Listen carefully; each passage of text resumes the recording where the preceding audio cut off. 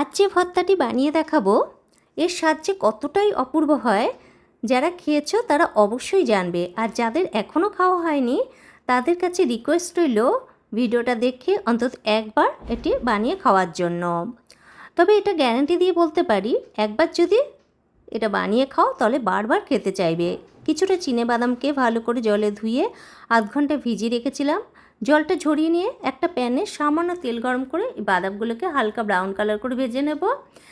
1 চামচ কালো জিরে, 4টে শুকনো লঙ্কা, 15 কোয়া মতো রসুন, এইভাবে কেটে নেওয়া একটা গোটা পেঁয়াজ, 2টো কাঁচা লঙ্কাকে একটু নাড়াচাড়া করে ব্রাউন কালার করে ভেজে নেব। ভালো করে বেছে ধুয়ে রাখা 1 আঁটি ধনে পাতাকেও স্বাদ মতো লবণ দিয়ে নরম হওয়া পর্যন্ত একটু ভেজে নেব। মিশিয়ে দেবো ওই ভেজে রাখা বাদামগুলোকে, পুরোটাকে নাড়িয়ে চাড়িয়ে আর একটু ভেজে নেব। এরপর এটাকে একটা প্লেটে নামিয়ে নেব।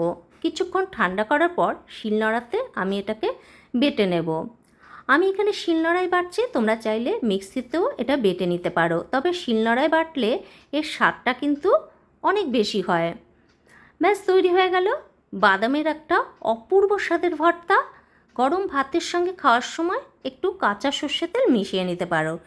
রেসিপিটি কেমন লাগলো অবশ্যই কমেন্ট করে জানিও। ভালো লাগলে একটা লাইক ও শেয়ার করো।